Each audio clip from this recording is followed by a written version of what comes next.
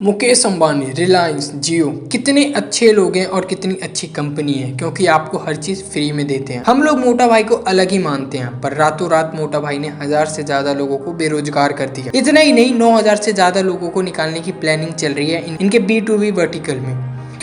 क्योंकि मोटा भाई को और पैसा कमाना है, इनकी कॉस्ट कटिंग करनी है। अगर आपने वीडियो नहीं देखी है कैसे रिलायंस रिटेल B2B सेक्टर को डोमिनेट कर रहा है, तो आपको आई बटन में वीडियो मिल जाएगा। बहुत ही अच्छी केस स्टडी बना रखी है, जरूर देखिएगा। लोग प्राइवेट सेक्टर में रिलायंस टाटा जैसी कंपनी को सिक्योर जॉब मानते हैं कि आपको यहाँ से ऐसे ही नहीं निकाला जाएगा।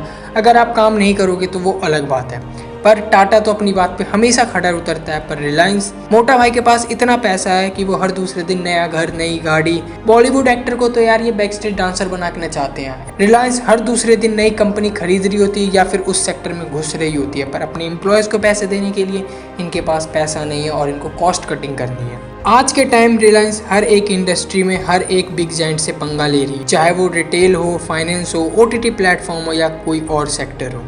वो दिन दूर नहीं है जब आप सुबह जिस बेड से उठोगे वो रिलायंस रिटेल से होगा। चप्पल कपड़े अजियो से होंगे। जियो मार्ट से मंगवाए हुए सामान से आप ब्रेकफास्ट करोगे। मॉर्निंग भजन हमारे घर वाले जियो सावन पर सुनेंगे। ब्रेकफास्ट करते हुए न्यूज जिस चैनल पे देखेंगे वो नेटवर्क 18 ऑन कर रहा होगा। फ्यूल जियो BP स्टेशन पे भरवाओगे। जिस भी कंपनी में आप काम करोगे या तो वो रिलायंस ओन्ड होगी या फिर रिलायंस ने उसके अंदर इन्वेस्टमेंट कर रखी होगी। IPL जियो TV पर देखोगे इवनिंग में स्नैक्स कैंपा कोला के साथ, और डिनर के बाद आप जो दवाई खाओगे वो नेटवर्क से मंगवाया हुआ होगा। रिलायंस जियो की हेल्प से जियो फाइनेंशियल सर्विस लॉन्च कर रहा है डायरेक्ट बजाज से पंगा लेने के लिए। कोका कोला से पंगा लेने के लिए इसने कैंपा कोला खरीद लिया। नायका से पंगा लेने के लिए इन्होंने तीरा लॉन्च कर दिया। मिंत्रा से पंगा लेने के लिए इन्होंने अजियो लॉन्च कर दिया। हॉटस्टार से पंगा लेने के लिए इन्होंने जियो सिनेमा लॉन्च कर दिया। जियो सिनेमा पर एक पूरी केस स्टडी है कैसे ये हॉटस्टार को खत्म कर देगा और आने वाले टाइम में कैसे ये आपको भी लूटेगा। फार्मेसी से पंगा लेने के लिए इन्होंने नेटमेट्स को एक्वायर कर लिया था। म्यूजिक स्ट्रीमिंग जियो सावन ऑलरेडी है। तनिष्क के साथ पंगा लेने के लिए इन्होंने रिलायंस ज्वेल्स लॉन्च कर दिया है। रिलायंस रिटेल कंज्यूमर ब्रांड के साथ ये हिंदुस्तान यूनिलीवर से डायरेक्ट पंगा ले रहे हैं। इंडिया मार्ट से पंगा लेने के लिए इन्होंने जस्ट डायल को एक्वायर कर लिया,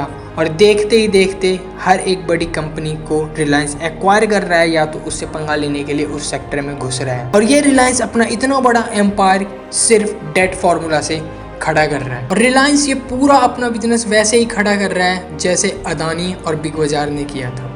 डेट फॉर्मूला पर रिलायंस के पास एक एडवांटेज बस यही है कि इसका पेट्रोकेमिकल कैश काउ है। अमेजोन के पास जैसे AWS सर्विस उसके कैश काउ है, टाटा के पास TCS उसका कैश काउ है, रिलायंस के पास इसका पेट्रोकेमिकल बिजनेस कैश काउ है, जो इसको हजारों करोड़ हर साल कमा के देती है, जिसके थ्रू एक स्टेबिलिटी है।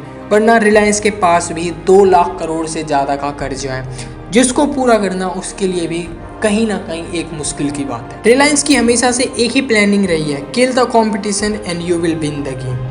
टेलीकॉम इंडस्ट्री को बर्बाद करने के बाद रिलायंस हर एक इंडस्ट्री को बर्बाद कर रहा है, चाहे वो रिटेल इंडस्ट्री हो, OTT प्लेटफॉर्म हो, फाइनेंशियल सर्विसेज हो या फिर ऑनलाइन ई-कॉमर्स क्लोथिंग हो, मिंत्रा अजियो के साथ। हर एक सेक्टर को रिलायंस बर्बाद करने में लगा है और इतना पैसा वो रेज कर रहा है एज अ डेट। मान लिया रिलायंस का इतना प्रॉफिट हर साल होता है कि वो डेट को 2 से 3 साल के अंदर भर सकता है, लेकिन अगर वो सिर्फ डेट भरने भी गया तो उसके बाकी सारी चीजें होल्ड हो जाएगी और जिसकी वजह से रिलायंस की ग्रोथ होल्ड हो जाएगी। और ये किसने देखा है कि मुकेश अंबानी जिस तरीके से चीजों को देखते हैं, जिस तरीके से बिजनेस को समझते हैं, उनके बच्चे भी उसी तरीके से बिजनेस को समझेंगे और उसी तरीके से बिजनेस को हैंडल करेंगे। क्योंकि धीरूभाई अंबानी के बाद भी अनिल अंबानी और मुकेश अंबानी के बीच में क्या हुआ ये पूरी दुनिया को पता है। तो आगे किसने देखा है उनके बच्चों के बीच में क्या होगा।